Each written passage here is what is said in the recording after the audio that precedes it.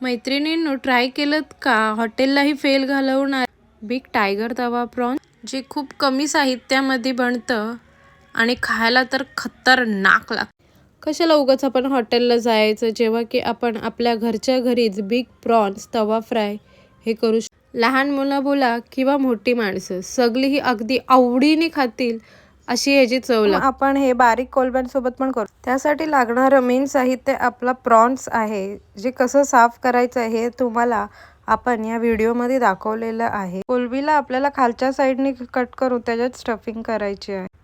त्यासाठी आपण एका ताटामध्ये सर्वप्रथम 1 चम्मच आला लसणची पेस्ट, 1 चम्मच हळद, तर त्याच्यानंतर 2 ते 3 चम्मच असं आपला आगरी कोळी लाल मसाला घेऊया. त्याच्यानंतर आपण 1 चम्मच मीठ, त्यानंतर एक अख्खा लिंबू घेऊन त्याचे 2 भाग करून आपण त्याचा रस काढून घेऊया.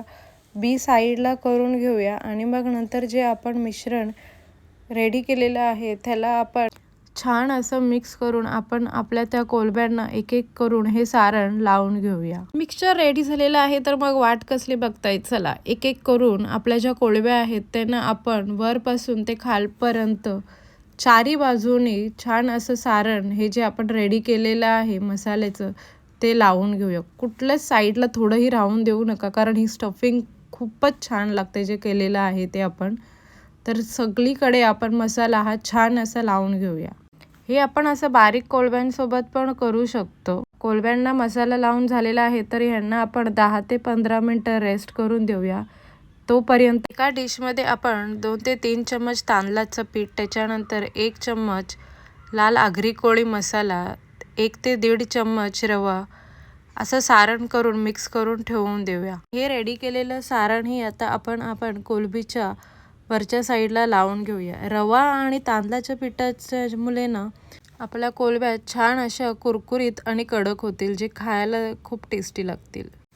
तर चला, आता आपण तिन्ही कोलंब्यांनाही सारण लावून ठेवून दिलेले आहे. तर आता आपण खलबत्त्यामध्ये 7 ते 8 लसणाच्या पाकळ्या घेऊन त्या ठेचून घेऊया आणि त्याच्यानंतर गॅसवरती तवा तापत ठेवून त्याच्यामध्ये तेल टाकून आपण जे कुटलेलं आपलं लसण आहे तेही आपण त्या तव्यावरती टाकून छान असं थोडंसं त्याला तडतडून देऊया.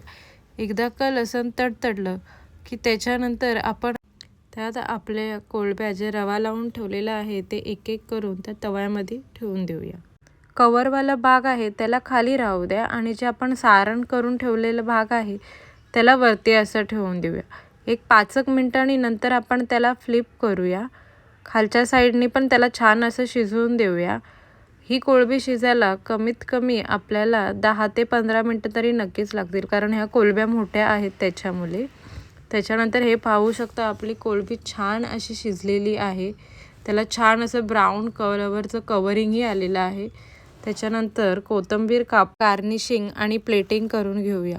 हे पाहू शकता मैत्रिणींनो, आपला बिग प्रॉन्स तवा फ्राय किती टेम्पटिंग दिसत आहे. रेसिपी आवडल्यास लाईक करा, शेअर करा आणि सबस्क्राईब करा आणि मला कमेंट करून नक्कीच सांगा तुम्हाला ही रेसिपी कशी वाटली.